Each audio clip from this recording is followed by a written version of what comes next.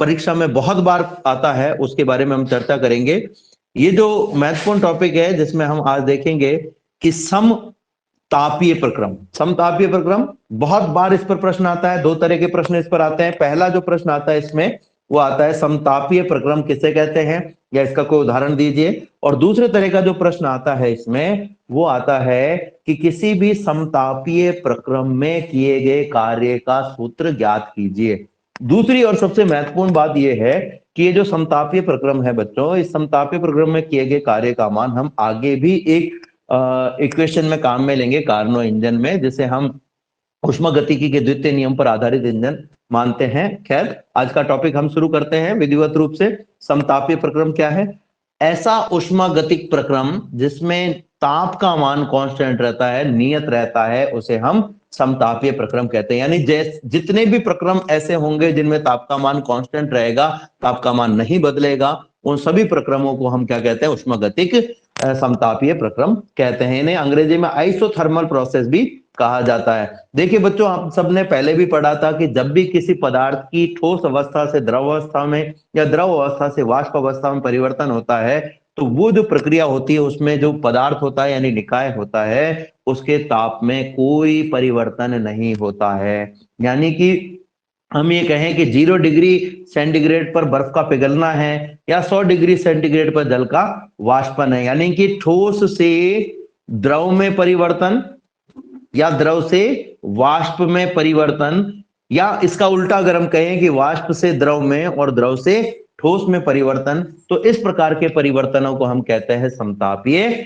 परिवर्तन या समतापीय प्रक्रम। समतापीय प्रक्रम में जैसा कि मैंने पहले भी आपको कहा कि ताप का मान कांस्टेंट रहता है। अगर मैं निकाय को गैस मानूं, 1 मिनट के लिए गैस मान लूं, तो हम सब जानते हैं कि गैस के लिए अवस्था समीकरण होता है पीवी बराबर म्यू आर टी। पीवी बराबर म्यू आर टी होने का मतलब यह हुआ कि अगर मैं कहूं कि टी का मान कांस्टेंट है, टी का मान नहीं बदल रहा है, तो हम सब जानते हैं म्यू और आर तो ऑलरेडी कांस्टेंट होते ही है। जब तक कि अणुओं की संख्या का मान नहीं बदलेगा तब तक मोल द्रव्यमान जो है उसमें कोई चेंजेस नहीं होते हैं। और मोल द्रव्यमान में कोई चेंजेस नहीं होंगे तो ऐसी अवस्था में हम ये कह सकते हैं कि जो म्यू है वो कांस्टेंट रहेगा।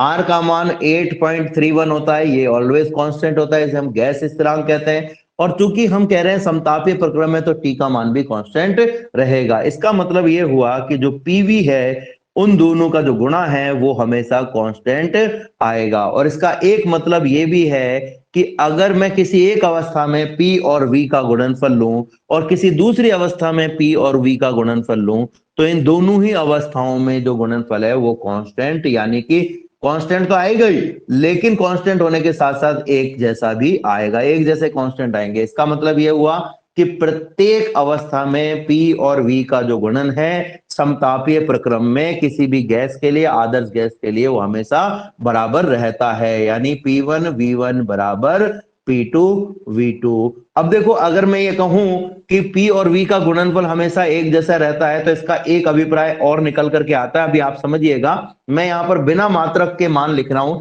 मान लीजिए कि P1 का जो मान है वो है 5 और जो V1 है उसका मान है 4। ठीक है, तो दोनों का गुणनफल कितना आ गया? 20 आ गया। अब अगर मैं P2 और V2 का गुणनफल निकालना चाह रहा हूं तो वो भी कितना आना चाहिए? 20 ही आना चाहिए, क्योंकि P1 V1 का गुणनफल और P2 V2 का गुणनफल सेम आना चाहिए। अगर मैं ये कहूं कि मैं P2 का जो मान है वो 5 से घटा करके 2 कर देता हूं, तो आप बताइए कि V2 का मान कितना हो जाएगा बच्चों?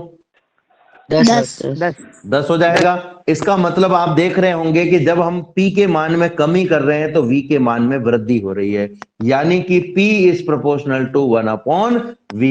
मतलब हम क्या कह सकते हैं कि जब P बढ़ेगा तो V घटेगा, या P घटेगा तो V बढ़ेगा। यानी गैस का दाब बढ़ाए जाने पर उसके आयतन में कमी होगी, या हम ये कहें कि आयतन बढ़ाए जाने पर दाब में कमी हो जाएगी। इसका उल्टा भी हम कह सकते हैं। जबकि इससे पहले वाले प्रोसेस में हम क्या देख रहे थे कि जब एक स्थिरांक में परिवर्तन कर रहे थे और उसमें वृद्धि हो रही थी तो दूसरे स्थिरांक में भी वृद्धि हो रही थी, दूसरे मान में भी वृद्धि हो रही थी। अब देखिए, यहां पर अगर मैं इसका ग्राफ निकालना चाहूं तो हमारे पास में क्या आ रहा है? पीवी बराबर कांस्टेंट आ रहा है। यानी कि मैं कह सकता हूं P बराबर कांस्टेंट अपॉन V। P बराबर कांस्टेंट अपॉन V।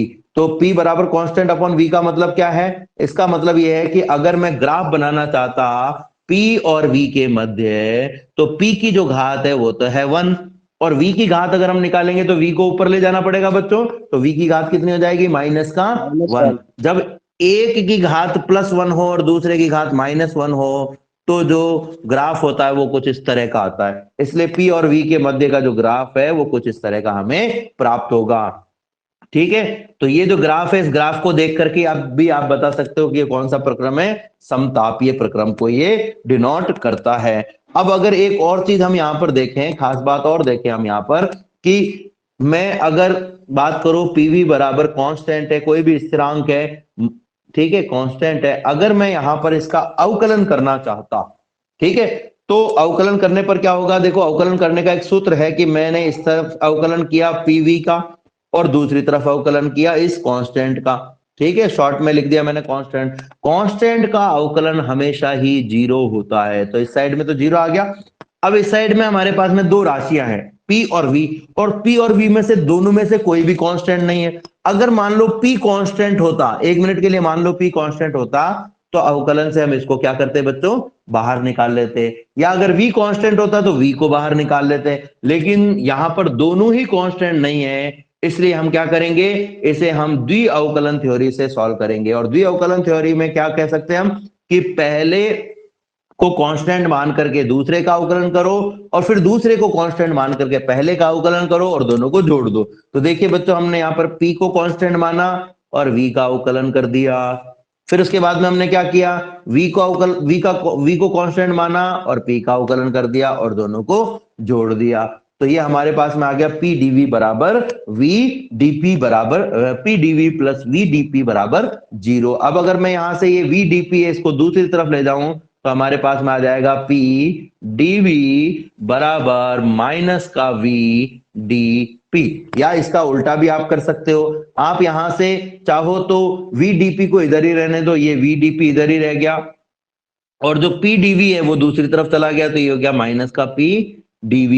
यहां से V को मैं नीचे लेके चला जाता हूं, सॉरी, यहां से मैं V को नीचे लेकर चला जाता हूं और dV को इधर ले आता हूं, तो हमारे पास में क्या आ जाएगा समीकरण? हमारे पास में जो समीकरण आएगा बच्चों, वो समीकरण हो जाएगा dP अपॉन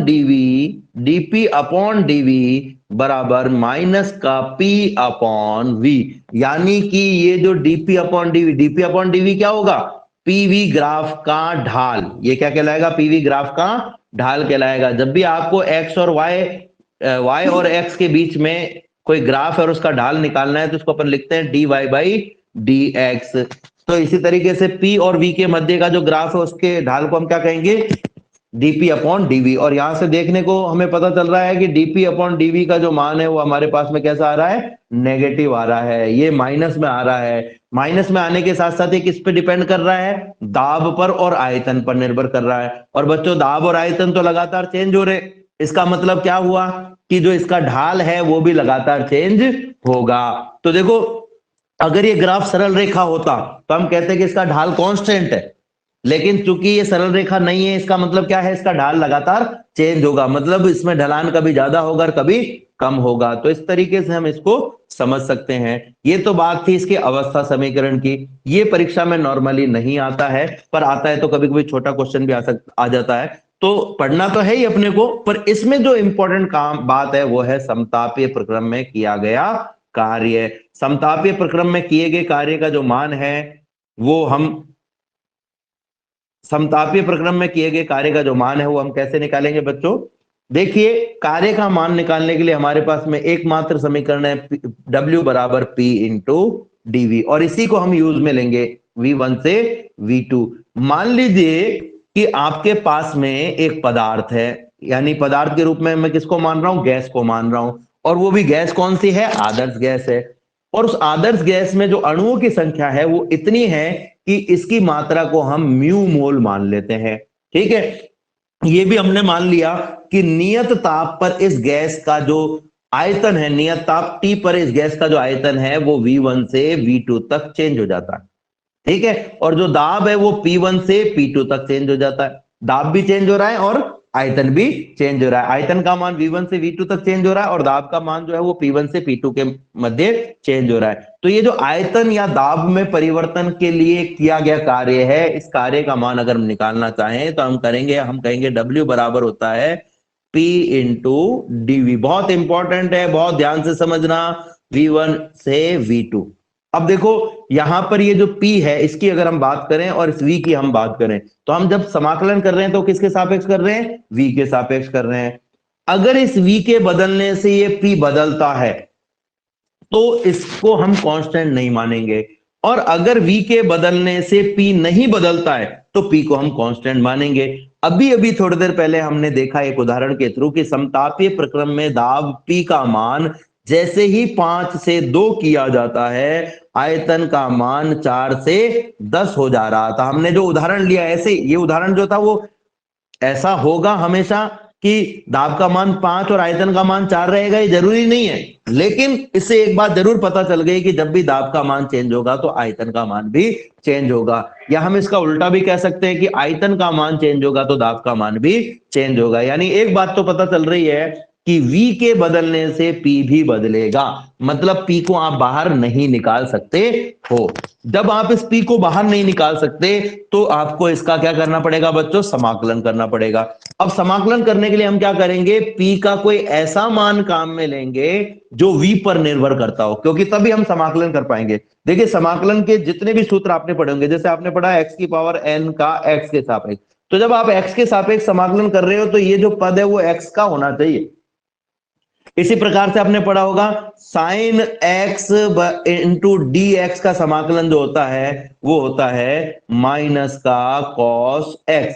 तो यहां पर भी आप देखो x के सापेक्ष कर रहे हो तो साइन में भी क्या होना चाहिए? x होना चाहिए। तो ऐसे ही जब मैं v के सापेक्ष समाकलन कर रहा हूं तो जो p है वो v पर किस प्रकार से निर्भर करता है ये मुझे पता होना चाहिए। तो इसके लिए हम क्या करेंगे? हम आदर्श गैस समीकरण काम में लेंगे। वो क्या है? PV बराबर म्यू आर टी। PV बराबर म्यू आर टी। तो यहां से अगर मैं P का मान निकालना चाहूं बच्चों तो P का मान कितना आ जाएगा? P का मान आ जाएगा mu R T upon V।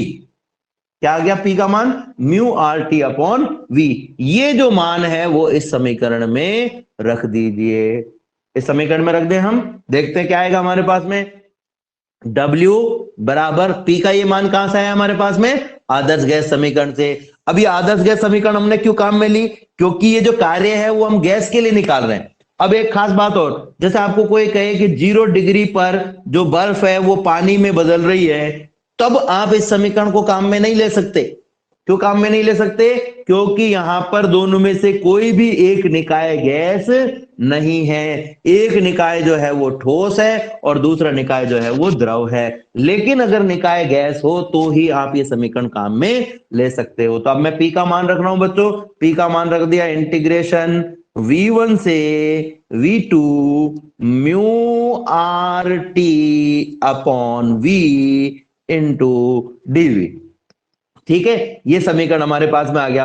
अब इस समीकरण में भी अगर आप ध्यान से देखोगे तो बहुत सारी राशियां हैं। एक तो म्यू है, आर है, टी है, वी है। इन सब का हमको क्या करना है? समाकलन करना है। तो समाकलन का वही रूल हम अप्लाई करेंगे कि जो कांस्टेंट है उसको बाहर निकाल लो और जो कांस्टेंट नहीं है उसको अंदर रहने दो। तो कैसे पता चलेगा कौन कांस्टेंट है? तो ये देखो कि आयतन के बदलने से कौन कौन बदलेगा।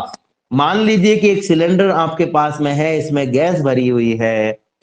समतापीय प्रक्रम पर ये गैस का आयतन हम चेंज कर देते हैं और इस गैस को हम बड़े सिलेंडर में डाल देते हैं। आयतन चेंज करने से क्या इस गैस में अणुओं की संख्या चेंज हो जाएगी? तो हम कहेंगे नहीं होगी। नहीं।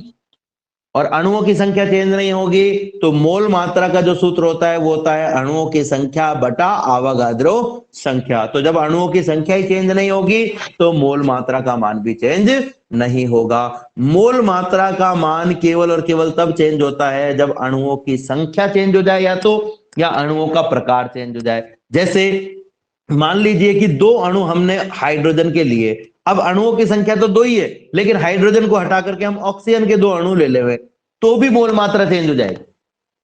तो भी मोल मात्रा का जो मान है वो चेंज हो जाएगा। तो अणुओं की संख्या और उनके द्रव्यमान पर भी ये निर्भर करता है। अब देखिए अणुओं की संख्या और द्रव्यमान पर ये निर्भर करता है। एक चीज और यहाँ पर खास बात हमें पता चल रही है कि जो R है उसका मान भी कांस्टेंट है, क्योंकि R जो है वो गैस स्थिरांक है जिसका मान हमेशा 8.31 के बराबर होता है। और चूंकि ये समतापीय प्रक्रम है तो ताप का मान तो कांस्टेंट होगा ही होगा।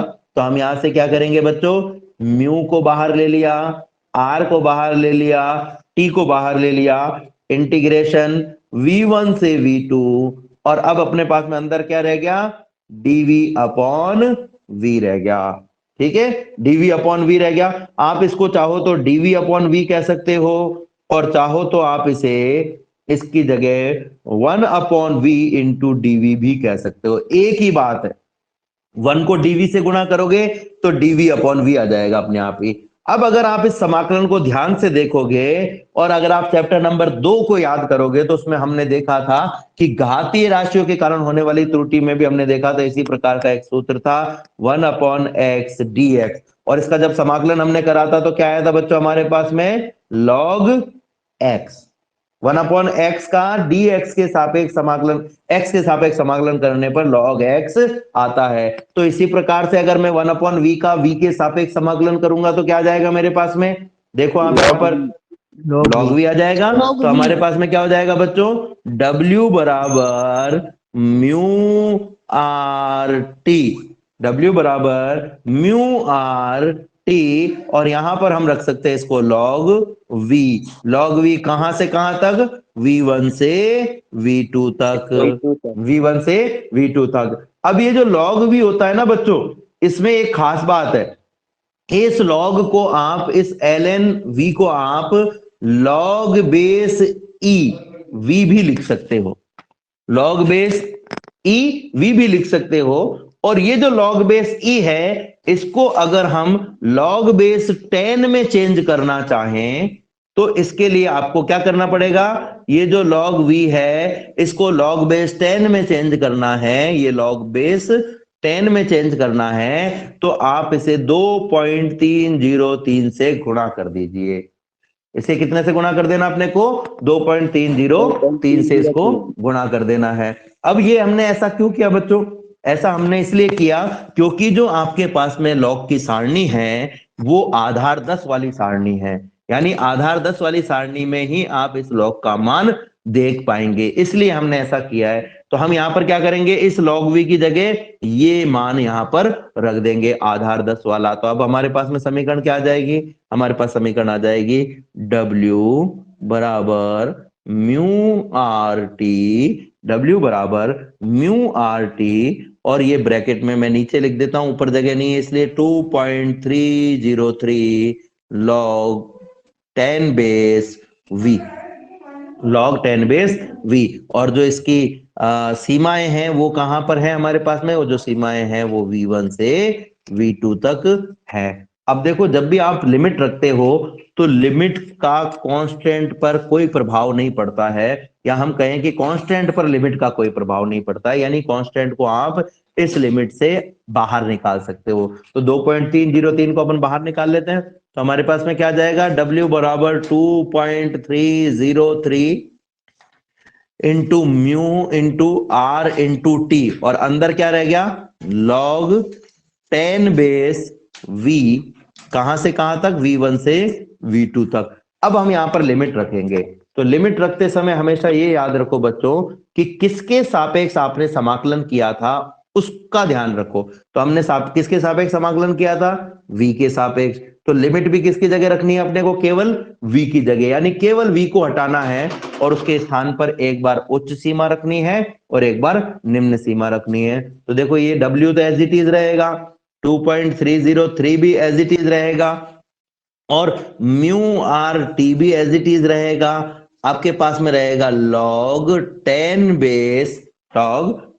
बेस, एक बार इस v की जगह हमने रख दिया v2, और फिर हमने रख दिया log 10 बेस, एक बार इस v की जगह हमने रख दिया v1, और इसको हमने कर दिया ब्रैकेट में बंद। हमने क्या किया, एक बार v के स्थान पर उच्च सीमा v2 रख दी और एक बार v के स्थान पर निम्न सीमा v1 हमने रख दी है। अब देखो यहां पर बच्चों एक सूत्र होता है log 10 base a minus log 10 base b बराबर log 10 base a upon b। हालांकि ये सूत्र जो है वो केवल 10 आधार के लिए ही नहीं, कोई सा भी आधार हो log सबके लिए सही है। यानी log का आधार यहां पर 10 की जगह 3 भी होता तो भी सही होता। लेकिन एक खास बात इस सूत्र की है कि अगर आपने log a के साथ में आधार 3 लगाया है तो log b के साथ में भी आधार 3 होना चाहिए और a अपॉन b के साथ में भी आधार 3 ही होना चाहिए, यानी तीनों जगह आधार सेम होना चाहिए, तभी हम इस सूत्र को काम में ले पाएंगे। तो अभी इस सूत्र के आधार पर अगर मैं देखूं, इस सूत्र के आधार पर देखूं तो ये जो log v2 minus log v1 है, इसमें v2 तो हो गया a की तरह और v1 हो गया b की तरह, तो हमारे पास में क्या आ जाएगा log v2 upon v1, a के स्थान पर v2 आ जाएगा और b के स्थान पर v1 आ जाएगा। यानी कि अगर मैं इसे सॉल्व करूं तो मेरे पास में आ जाएगा log, ये आ जाएगा w बराबर w बराबर 2.303 mu R T log 10 base v2 upon v1। ठीक है, ये हमारे पास में आ गया। अब देखो बच्चों, हमने एक सूत्र देखा था अभी थोड़ी देर पहले, और वो सूत्र क्या था? वो सूत्र था P1 V1 बराबर P2 V2। यहां से V1 को इस तरफ ले जाओ और P2 को इस तरफ ले आओ तो आपके पास में हो जाएगा P1 अपॉन P2 बराबर V2 अपॉन V1।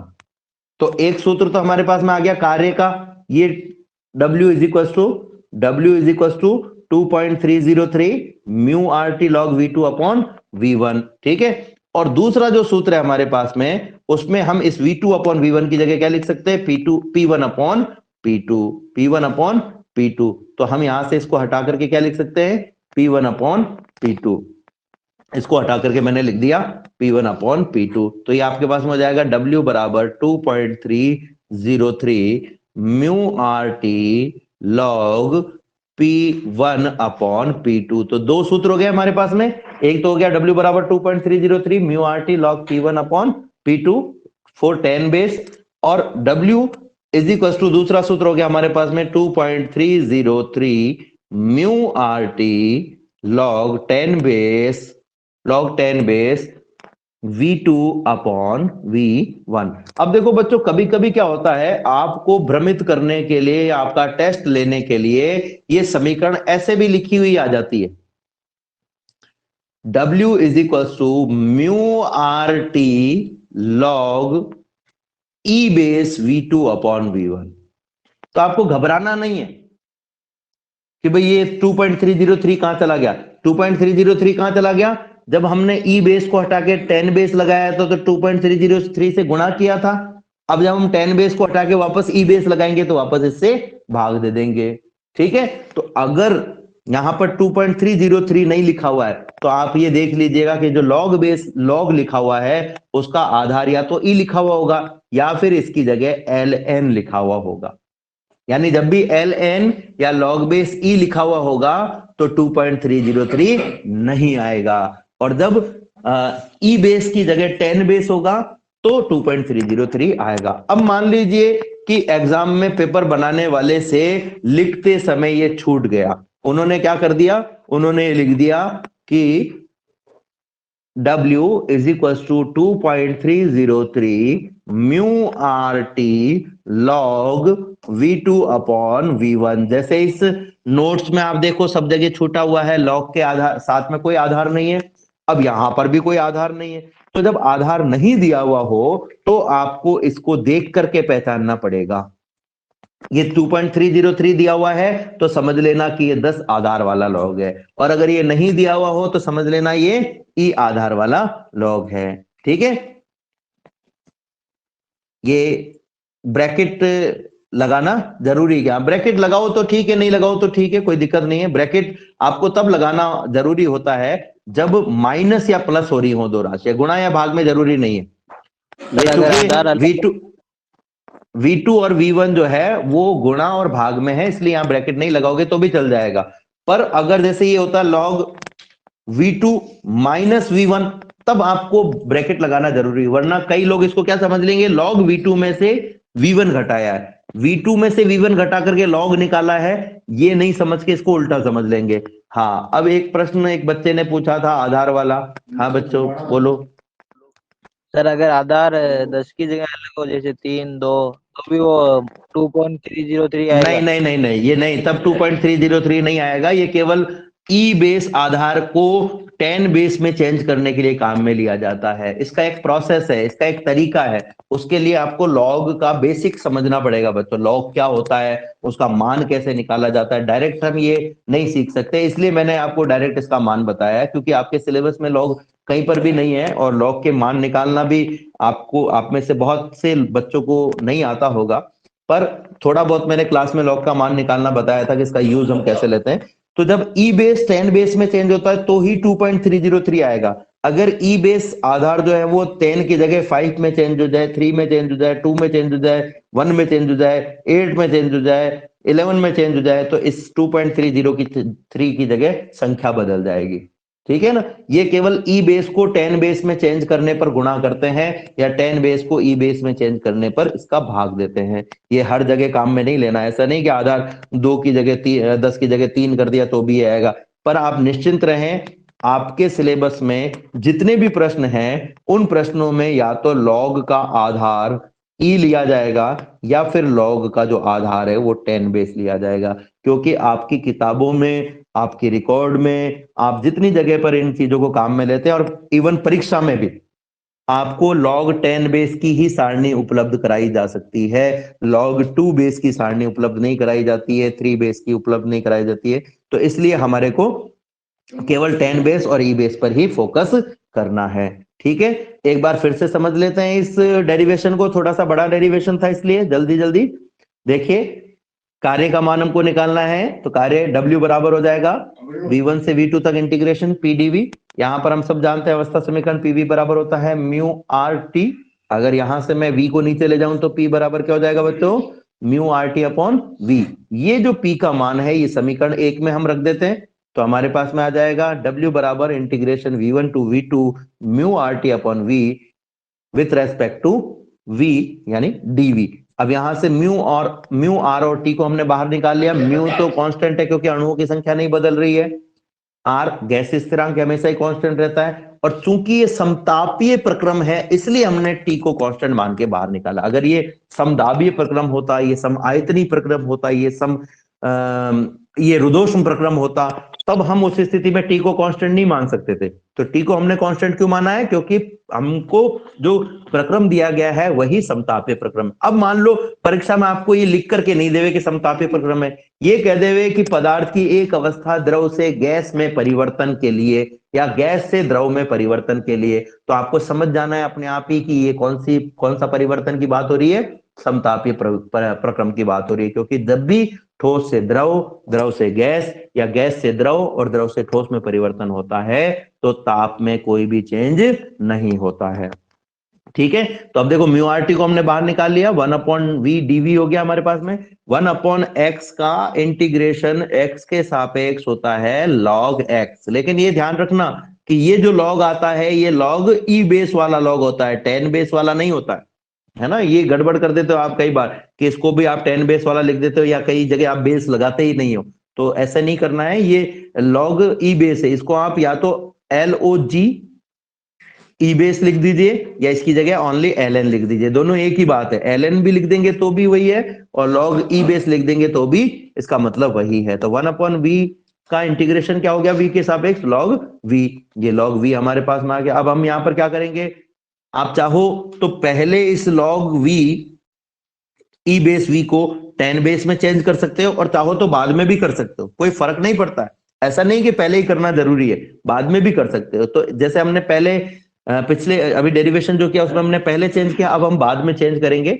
देखते हैं लॉग वी, यहां पर हम लिमिट रखेंगे, एक बार अपर लिमिट और एक बार लोअर लिमिट। तो बच्चों हमने इंटीग्रेशन किसके सापेक्ष किया है, वी के सापेक्ष किया है, तो वी के स्थान पर ही ये लिमिट रखी जाएगी। एक बार वी के स्थान पर हमने V2 रख दिया, और एक बार v के स्थान पर हमने v1। देखो यहाँ पर हमने जब v2 और v1 रखा है तो हमने log को कुछ भी नहीं किया, log एज इट इज है हमारे पास में। यानी आपको केवल उस राशि को हटा करके लिमिट रखनी है जिसके सापेक्ष आप समाकलन कर रहे हो। जैसे v के सापेक्ष कर रहे हो तो केवल v को हटा करके, अगर मान लो यहाँ v का स्क्वायर है तो इस स्क्वायर को भी नहीं हटाना अपने को केवल इस v को ही हटाना है। ये बात खास आपको ध्यान रखनी पड़ेगी, ठीक है। तो जिसके सापेक्ष समाकलन कर रहे हो उसकी जगह आपको ये राशि रखनी पड़ेगी। तो हमने यहाँ पर क्या कर दिया, v के स्थान पर एक बार v2 रख दिया और एक बार v1 और बीच में माइनस का चिन्ह लगा दिया।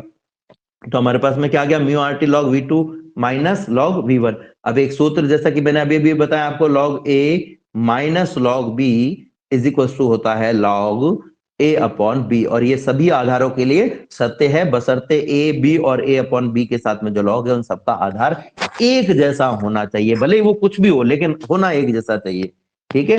तो यहां पर हम लॉग v2 माइनस v1 को चेंज करेंगे तो क्या हो जाएगा, लॉग v2 अपॉन v1 हो जाएगा। अब ये जो लॉग e बेस है इसको अगर हम 10 बेस में चेंज करें, देखो लिखा हो अभी लॉग e को आधार को 10 में बदलने के लिए 2.303 से गुणा करना पड़ता है, तो 2.303 से गुणा कर दे। यहाँ पर 10 बेस आपको आधार लगाना है जो कि इसमें नहीं लिखा हुआ है। अब हमने पढ़ा था P1 V1 बराबर P2 V2, यहां से अगर मैं V2 अपॉन V1 का मान निकालूं तो वो P1 अपॉन P2 आएगा, तो V2 अपॉन V1 की जगह P1 अपॉन P2 हमने रख दिया। यहाँ पर थोड़ा सा एहतियात बरतनी है, एक में 2 ऊपर है और 1 नीचे है, जबकि P के रूप में जब हम लिख रहे हैं तो 1 ऊपर है और 2 नीचे है। यानी जब हम आयतन के रूप में लिख रहे हैं तो V2 अपॉन V1 है, दाब के रूप में लिख रहे हैं तो P1 अपॉन P2 है। तो ये जो कार्य हमने निकाला है इस कार्य को हम कहते हैं, इस कार्य को हम क्या कहते हैं, समतापीय प्रक्रम में किया गया कार्य। चूंकि प्रक्रम समतापीय है, जब भी समतापीय प्रक्रम होगा तब ऐसी स्थिति में आंतरिक ऊर्जा में परिवर्तन शून्य होता है। तो अगर मैं उष्मागतिकी का प्रथम नियम लूं तो प्रथम नियम क्या कहता है, dq बराबर du प्लस dw। समतापीय प्रक्रम में du का मान कितना हो जाएगा, 0। u का मान 0 नहीं होगा, आंतरिक ऊर्जा 0 नहीं होती, आंतरिक ऊर्जा में परिवर्तन शून्य हो जाता है। ये बात ध्यान रखना, आप ये मत लिख देना कि आंतरिक ऊर्जा 0 होती है, आंतरिक ऊर्जा 0 नहीं होती, आंतरिक ऊर्जा में परिवर्तन शून्य होता है। जैसे आंतरिक ऊर्जा का मान लीजिए 10 जूल है, ठीक है, तो ये 10 जूल की 10 जूल ही रहेगी, तो आंतरिक ऊर्जा शून्य नहीं हुई, इसका परिवर्तन 0 हो गया। अब जैसे du का मान 0 हो तो हमारे पास में क्या आ गया बच्चों, हमारे पास में आ गया dq बराबर dw, यानी जो भी w का मान है, जो भी कार्य का मान है वही उष्मा के बराबर होगा। यानी समतापीय प्रक्रम में दी गई संपूर्ण उष्मा की मात्रा अवस्था परिवर्तन के काम में आती है, आंतरिक ऊर्जा में परिवर्तन के काम में नहीं आती है, ठीक है। तो ये हमने यहाँ पर आज समतापीय प्रक्रम में किए गए कार्य के बारे में समझा है। अब अगला जो टॉपिक है हमारा बच्चों वो है रुद्धोष्म प्रक्रम। आज इस रुद्धोष्म प्रक्रम के अवस्था समीकरण की हम बात करेंगे और रुद्धोष्म प्रक्रम में किए गए कार्य की हम बात करेंगे। रुद्धोष्म नाम से पता चल रहा है, ये 2 शब्दों से बना हुआ है, रुद्ध प्लस उष्म, यानी ऐसा प्रक्रम जिसमें उष्मा को अवरुद्ध किया गया है, ऐसा प्रक्रम जिसमें उष्मा को अवरुद्ध किया। जैसे एक उदाहरण लेता हूं मैं, मान लीजिए कि आपके पास में हॉट वाटर बॉटल है, आप सब जानते हैं ना हॉट वाटर बॉटल जो होती है उसमें अगर आप पानी को, गर्म पानी को डालो तो वो गर्म पानी लंबे समय तक गर्म ही रहता है। अब मान लीजिए जो हॉट वाटर बॉटल है इसमें आपने गर्म पानी डाल दिया और इसी में थोड़ा सा ठंडा पानी भी मिला दिया और इसके ढक्कन को बंद कर दिया। ऐसा तो है नहीं कि चुटकी बजाते ही जो ठंडा पानी का भाग था वो पूरा का पूरा गर्म हो जाएगा, पूरा का पूरा गर्म तो नहीं होगा, पर होगा क्या कि जो गर्म पानी की उष्मा है वो ठंडे पानी में ट्रांसफर होगी और ये लगातार ट्रांसफर होती रहेगी। तो ऐसा जो प्रक्रम है, इसी प्रकार से आपने साइकिल को चलते हुए देखा होगा, साइकिल का जो ट्यूब होता है वो उष्मीय रूप से, पूर्ण रूप से तो कुचालक नहीं होता है लेकिन कुचालक होता है। तो जब साइकिल चलती है तो उष्मीय ऊर्जा के कारण उस ट्यूब के अंदर की जो वायु है वो फैलने लगती है, प्रसारित होने लगती है, अपनी उष्मा को बाहर नहीं त्याग पाती। अगर वो उष्मा को बाहर त्याग देती तो वो प्रसारित नहीं होती, क्योंकि वो उष्मा को बाहर नहीं त्याग पाती है इसलिए प्रसारित होने लगती है, और प्रसारित होने के कारण वो वायु जो है वो टायर के जो आवरण बना, ट्यूब का जो आवरण बना हुआ है उस आवरण को फाड़ करके बाहर निकल जाती है। यानी कि साइकिल के टायर के ट्यूब का अचानक फट जाना ये रुद्धोष्म प्रक्रम को बताता है। हवा में या गैसों में ध्वनि तरंगों का संचरण जब होता है तो ध्वनि तरंगों के संचरण से ताप में कोई परिवर्तन, देखिए दो तरह की तरंगे हम बात करेंगे, एक वे तरंगे जिनके संचरण से माध्यम का ताप चेंज हो जाए उनको हम कहते हैं विकिरण, जैसे प्रकाशीय तरंगे। प्रकाशीय तरंगे जब भी किसी माध्यम से होकर गुजरती है तो उसका जो ताप होता है वो चेंज हो जाता है, तो इनको हम विकिरण कहते हैं। पर जब आप बोलोगे, लगातार आप बोलते जाओगे तो इससे वायु गर्म नहीं होगी, ठीक है ना। वायु अगर गर्म हो रही है तो इसका मतलब यह है कि ये जो तरंगे हैं ये इनको विकिरण कहा जा सकता है। तो जो ध्वनि तरंगे होती हैं वो विकिरण के रूप में नहीं होती हैं, इसलिए जब भी इनका तरंग का संचरण होगा तो ये जो प्रक्रम है इसको हम रुद्धोष्म प्रक्रम कहेंगे। या इसी तरीके से हम बात करें कि कोई भी उष्मारोधी दीवार के बीच में अगर कोई चीज रखी हुई है तो उसका अचानक से प्रसारित हो जाना या संपीड़ित हो जाना भी रुद्धोष्म प्रक्रम है। यहां तक कि सर्दियों में रजाई में जब आप लेटे हुए हो तो रजाई से जब आप अपने आप को ढक लेते हो तो आपके शरीर से निकलने वाले उष्मीय ऊर्जा के विकिरण उस रजाई और आपके बीच में आने वाली वायु को धीरे धीरे गर्म कर देते हैं, और ये विकिरण जब रजाई से टकराते हैं और टकरा करके वापस आपके शरीर पर पहुंचते हैं तो आपके शरीर के ताप को बढ़ा देते हैं। इसके साथ साथ इसके अंदर की जो वायु है वो भी गर्म हो जाती है, और इसीलिए आप देखते हो कि रजाई को जब आप ओढ़ते हो तो ओढ़ते ही तुरंत जो है ना उसमें गर्मी नहीं आ जाती है, उसमें थोड़ा सा टाइम लगता है। आप कहते हो रजाई को गर्म करने में टाइम लगता है, तो वो क्यों लगा कि आपके शरीर से निकलने वाले विकिरण इस वायु को क्या करेंगे, गर्म करेंगे। अब जब गर्म करेंगे तो ये वायु प्रसारित होगी, आपके शरीर के विभिन्न भागों से टकराएगी, फैलेगी, और चूंकि गर्म वायु जब आपके शरीर से टकराएगी तो आपको गर्माहट का अनुभव होगा। अगर इस रजाई को आप इस तरीके से ओढ़ें कि कोई भी स्थान हवा आने का रह जाए तो उस स्थिति में क्या होता है, जो गर्म हवा होती है वो रजाई से बाहर की ओर प्रसारित हो जाती है और जो ठंडी हवा होती है वो उसमें प्रवेश कर जाती है। इस वजह से हम देखते हैं कि हमें रजाई ओढ़ने पर भी गर्माहट का अनुभव पूरी तरह से नहीं हो पाता है। तो आप जब रजाई ओढ़ते हो तो उसका सिद्धांत क्या है, आपको उसको अपने शरीर के नीचे दबा लेना होता है, या भारी चीज से रजाई को भारी क्यों बनवाया जाता है, जिससे उसके भार के कारण हवा जो है वो अंदर प्रवेश नहीं कर पाए। पर ये भी एक उदाहरण हो सकता है, का मतलब ये नहीं है कि ये ही एक उदाहरण है, ऐसे बहुत सारे उदाहरण हो सकते हैं जिसमें ऊष्मा का आदान प्रदान एक से दूसरे स्थान पर नहीं होता है। ठीक है बच्चों, तो क्या सभी बच्चों को स्क्रीन नहीं दिखाई दे रही है? बच्चों स्क्रीन दिखाई दे रही है क्या आपको? हाँ सर, दिखाई दे रही है। दिखाई दे रही है सर। एक दो बच्चों को अगर नहीं दिखाई दे रही है तो उनके वहां नेटवर्क की प्रॉब्लम हो सकती है। खैर वापस हम आते हैं। तो रुद्धोष्म प्रक्रम क्या है? ऐसा उष्मागतिक प्रक्रम जिसमें निकाय और परिवेश के मध्य ऊष्मा का आदान प्रदान नहीं होता है।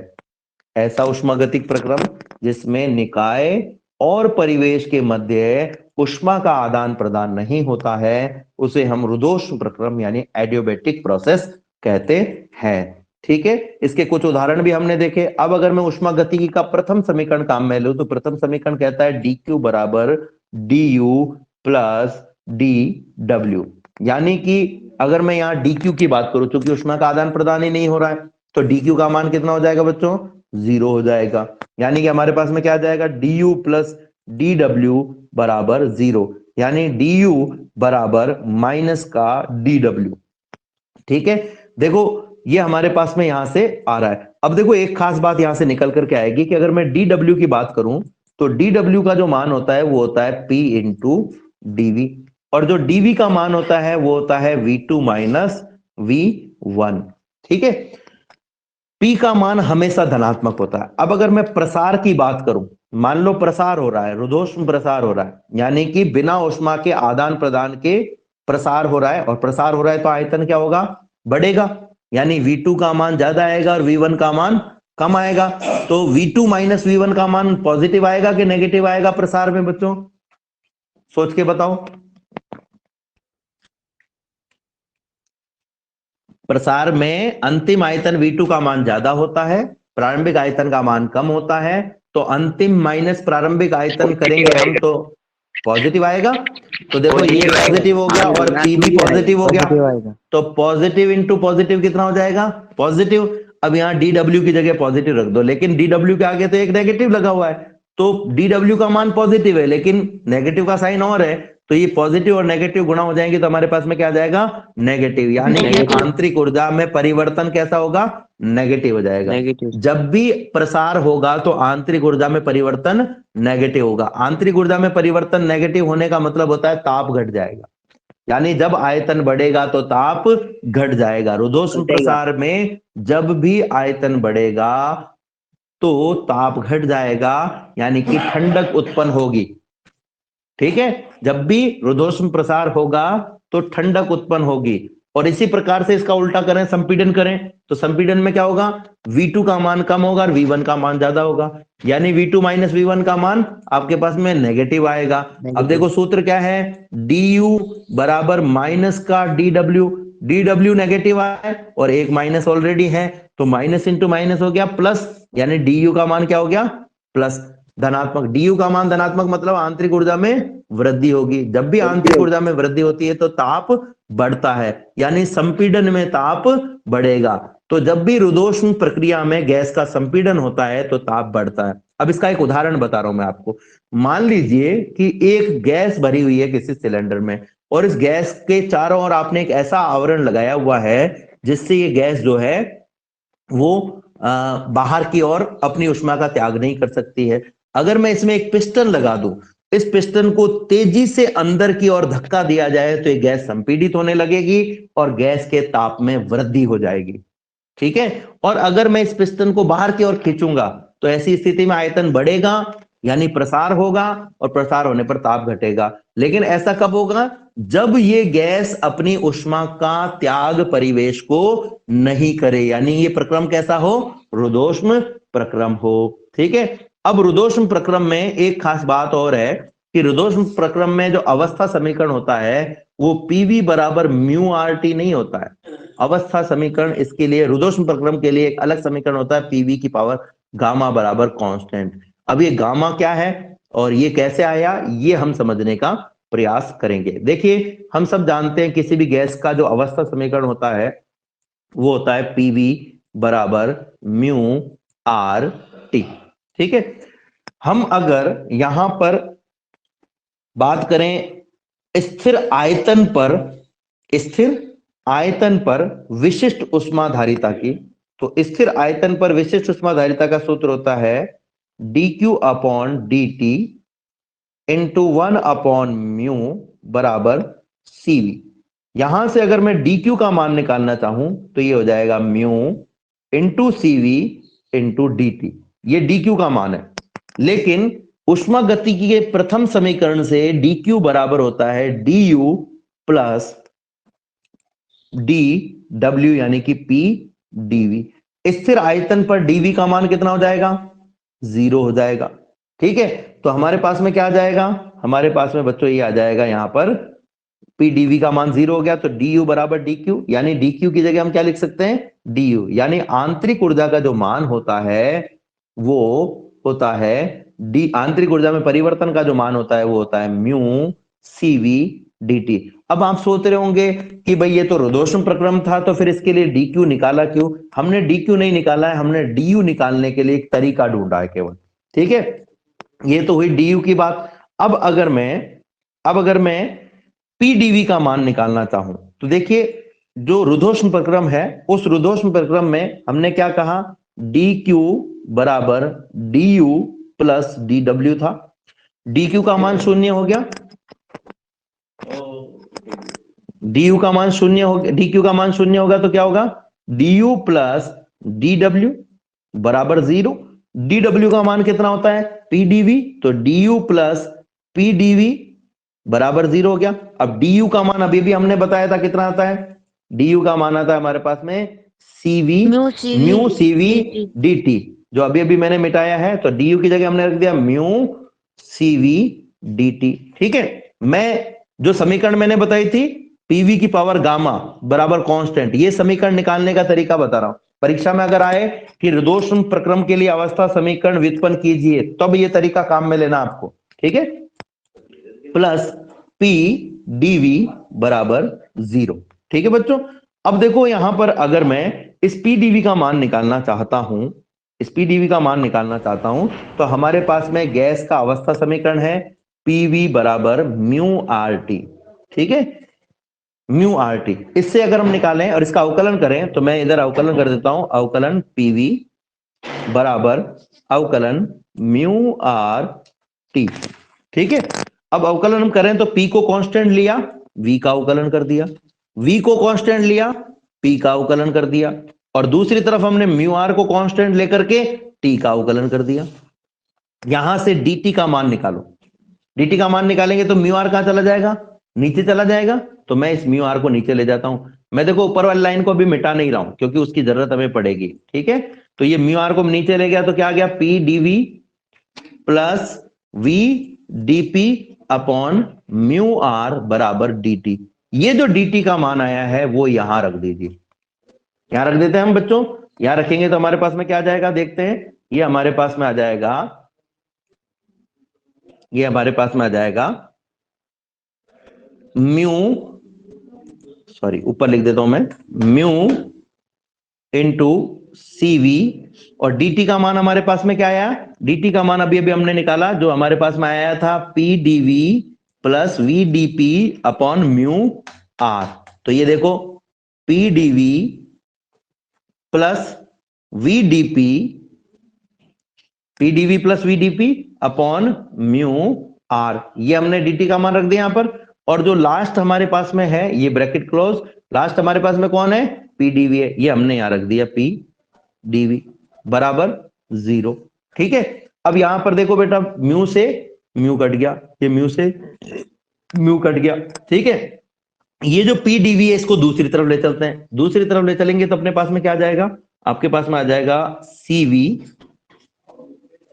CV into P DV plus V into CV dP upon R.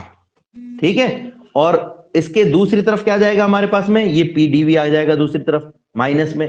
ठीक है, तो इसको हम दूसरी तरफ चलते हैं और ये माइनस में हमारे पास में आ जाएगा, ये माइनस में आ गया, ये माइनस का पी डीवी।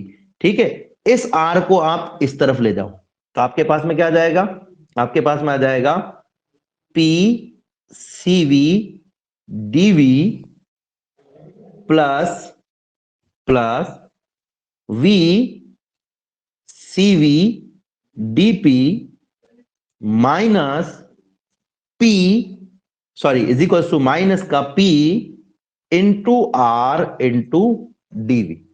ठीक है, अब बच्चों यहां से हम क्या करने वाले हैं, हम यहां से देखिए,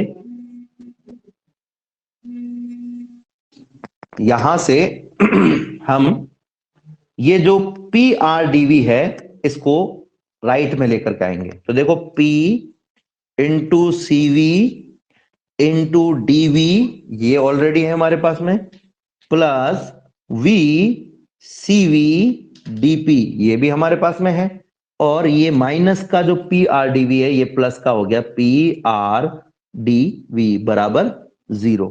अब अगर आप ध्यान से देखोगे तो ये पहला वाला भाग और ये जो दूसरा वाला भाग है, पहला वाला भाग और ये सॉरी लास्ट वाला भाग, इन दोनों में से क्या कॉमन आ रहा है, एक तो पी कॉमन आ रहा है और एक डीवी कॉमन आ रहा है। ठीक है, तो अब इन दोनों में से हम क्या कॉमन ले लेते हैं, पी को और डीवी को कॉमन ले लेते हैं।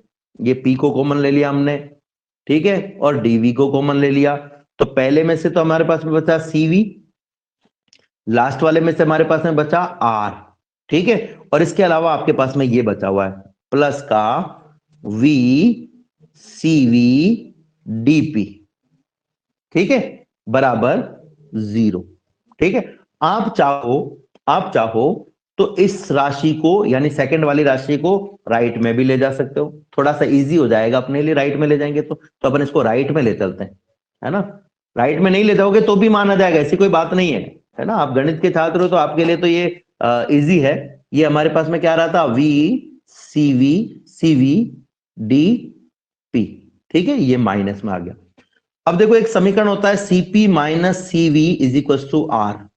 यहां से अगर हम देखें तो सीपी बराबर क्या हो जाएगा, सीवी प्लस आर। इस सीवी को दूसरी तरफ ले जाओ तो सीवी प्लस आर हो जाएगा, यानी सीवी प्लस आर को हटा के आप क्या लिख सकते हो, सीपी लिख सकते हो।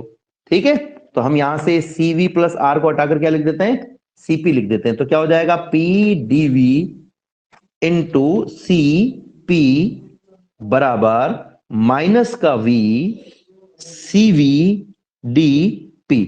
बस अब आपको क्या करना है, इस P को ले जाना है DP के पास में, और V और CV को लाना है DV के पास में। क्या कह रहे हो बच्चों? VCP है सर बराबर में। CP क्यों, CV है बेटा, ये गलती से CP लिख दिया, CV है ये, ओके ओके। ठीक है, ये CV है, ठीक है। तो अब हम क्या करेंगे, यहाँ पर पक्षांतरण कर देते हैं। पक्षांतरण कर दिया तो देखो हमारे पास में लेफ्ट में क्या आएगा, हमारे पास में लेफ्ट में आएगा एक तो CP ऑलरेडी है, एक DV ये भी ऑलरेडी है, और ये V और CV ये दोनों आ गए, माइनस नहीं आया, ओनली V और CV आया। तो ये तो हो गया CV और ये हो गया V बराबर, राइट में क्या रह गया आपके पास में, एक तो माइनस रह गया, एक DP रह गया, और ये P भी आपके पास में इधर आ गया, ठीक है। अब देखो बच्चों, ये जो CP अपॉन CV है, CP अपॉन CV, इसको कहते हैं रुद्धोष्म निष्पत्ति या रुद्धोष्म अनुपात, और इसका मान होता है गामा। यानी स्थिर दाब पर विशिष्ट ऊष्माधारिता, मोलर विशिष्ट ऊष्माधारिता, और स्थिर आयतन पर मोलर विशिष्ट ऊष्माधारिता का जो अनुपात होता है उसको कहते हैं रुद्धोष्म निष्पत्ति। तो CP अपॉन CV की जगह क्या आ जाएगा, गामा आ जाएगा हमारे पास में। यहां पर हमने ये हटा दिया, ये गामा कर दिया, क्या आ गया हमारे पास में, DV अपॉन V बराबर माइनस का DP अपॉन P। अब इसका दोनों तरफ समाकलन कर दो, लेफ्ट में भी और राइट में भी। तो समाकलन कर देते हैं हम, ये लेफ्ट में समाकलन, ये राइट में समाकलन। का पहला रूल क्या है, कांस्टेंट को बाहर निकालो। तो ये कांस्टेंट को हमने बाहर निकाल लिया, ये गामा बाहर आ गया, क्या आ गया हमारे पास में, इंटीग्रेशन डीवी अपॉन V, और दूसरी तरफ माइनस बाहर आ गया, इंटीग्रेशन DP अपॉन P। अभी थोड़ी देर पहले हमने पिछले इक्वेशन में भी किया था, DV अपॉन V का इंटीग्रेशन कितना आता है बच्चों, log V, और इसी तरीके से दूसरी तरफ क्या आएगा, माइनस का log P, ठीक है। और ये आ गया आपके पास में गामा। अब देखो एक सूत्र होता है कि m log x बराबर log x की पावर m, यानी पावर के रूप में अगर कोई राशि दी हुई है तो वो log से बाहर आ जाती है। तो अब ये जो बाहर आई हुई राशि, इसको वापस पावर में भी ले जा सकते हैं अपन। तो m log x को हम क्या लिख सकते हैं, log x की पावर m। तो ऐसे इस गामा को भी हम क्या कर सकते हैं, v की पावर में ले जा सकते हैं। तो हमारे पास में क्या हो जाएगा, log v की पावर गामा, ठीक है, log v की पावर गामा। एक और खास बात है, जब हम इंटीग्रेशन कर रहे होते हैं और इंटीग्रेशन में कोई लिमिट नहीं रखते हैं, तो हमारे पास में इसके साथ में एक कांस्टेंट भी आता है, ठीक है। तो ये हमारे पास में हो गया log v की पावर गामा बराबर माइनस का log p प्लस कांस्टेंट। इस log p को इधर लेकर के आ जाओ, तो आपके पास में हो जाएगा log v की power gamma plus log p बराबर कांस्टेंट। कांस्टेंट की जगह मैंने c लिख दिया है ना, होगा ये कांस्टेंट ही कोई ना कोई। अब देखो एक सूत्र होता है बच्चों, log a plus log b बराबर log a इंटू b। तो ऐसे ही log v in plus log p बराबर क्या हो जाएगा, a की जगह तो आ गया v की पावर गामा, और b की जगह आ गया p, तो ये दोनों गुणा हो जाएंगे। तो हमारे पास में क्या आ जाएगा बच्चों, हमारे पास में आ जाएगा log p इंटू v की पावर गामा बराबर कांस्टेंट।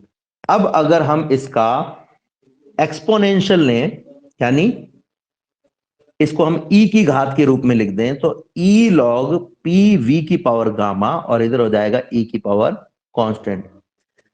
e यानी एक्सपोनेंशियल और log एक दूसरे के दुश्मन है, ये एक दूसरे को समाप्त कर देते हैं। जैसे log 10 बेस का दुश्मन कौन है, एंटी लॉग।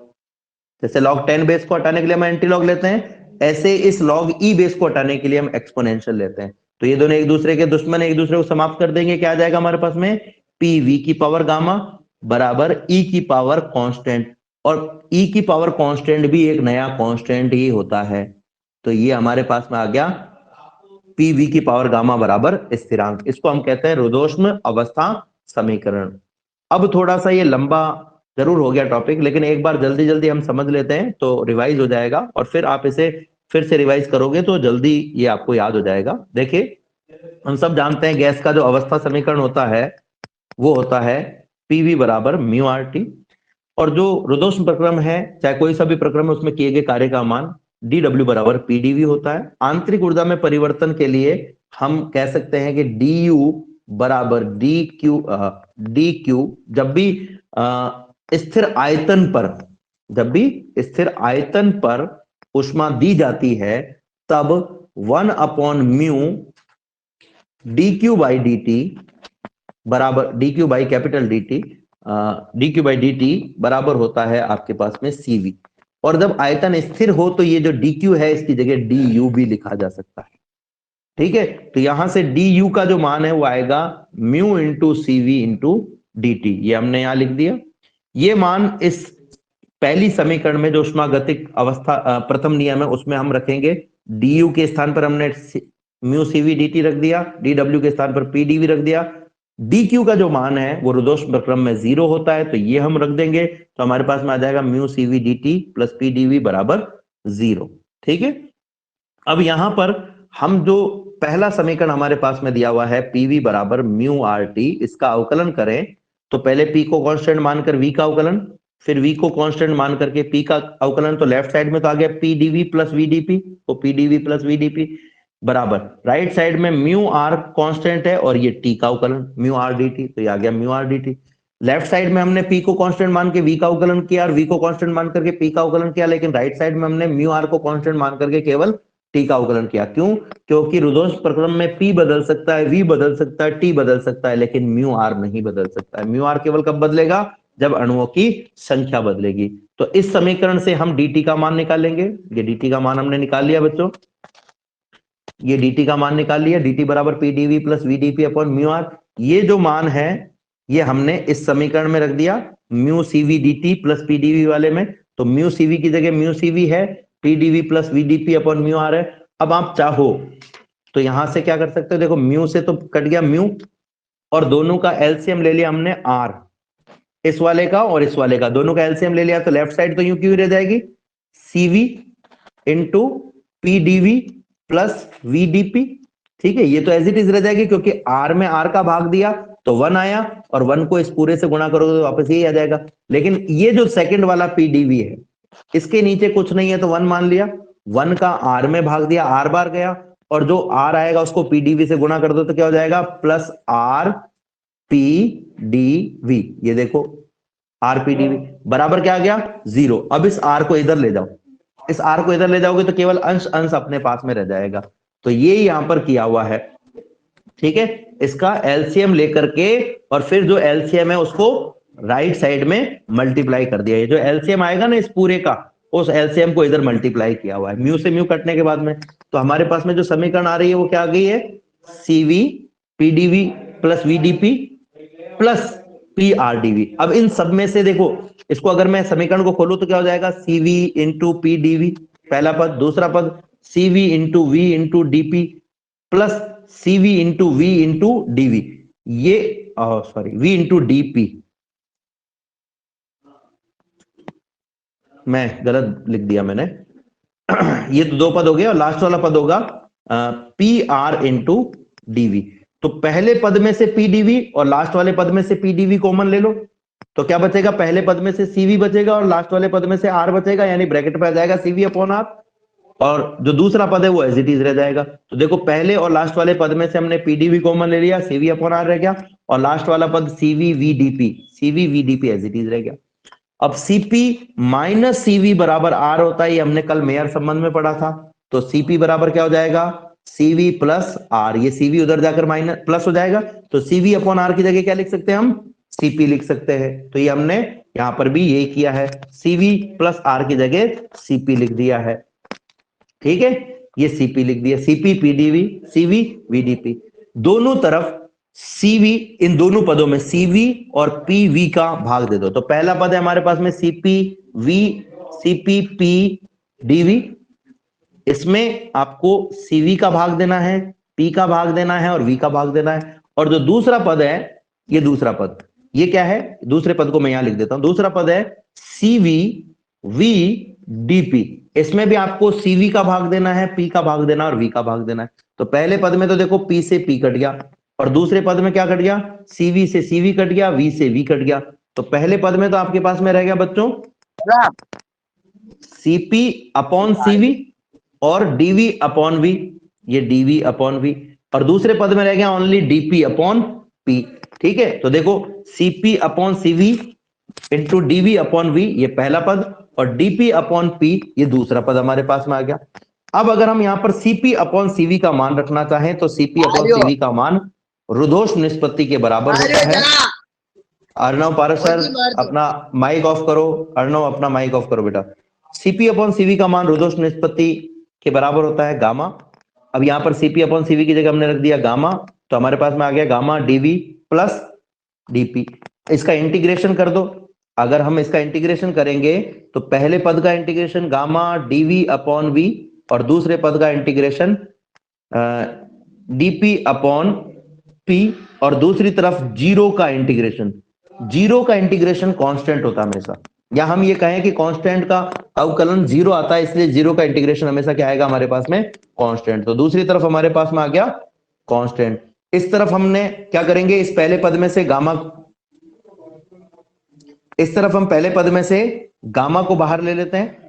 ठीक है, ये गामा को बाहर ले लिया तो इंटीग्रेशन हो गया DV upon V plus integration DP upon P। DV upon V का मान होता है log V, और इस तरफ हो जाएगा log P। इस तरफ हमारे पास में कांस्टेंट, और ये गामा कहां चला जाएगा बच्चों? पावर में चला जाएगा।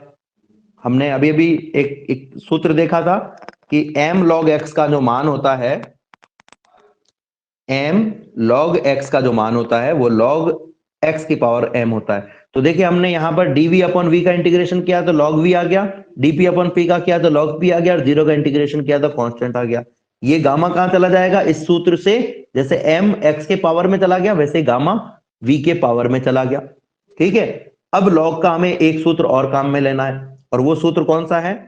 इन दोनों पदों को अगर आप देखो तो मैंने सेकंड पद पहले लिख दिया और फर्स्ट पद को बाद में लिख दिया। log A plus log B बराबर होता है log A इंटू B। तो देखिए log P plus log V की पावर गामा, इन दोनों को अगर हम एक साथ लिखें तो A इंटू B यानी P V की पावर गामा हो जाएगा।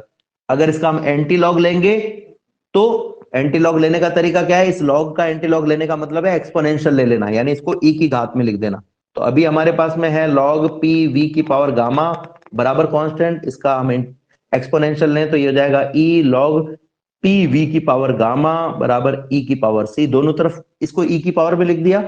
e और log एक दूसरे के दुश्मन है, एक दूसरे को समाप्त कर देंगे, तो लेफ्ट में तो आपके पास में रह जाएगा P V की पावर गामा और राइट में रह जाएगा e की पावर c।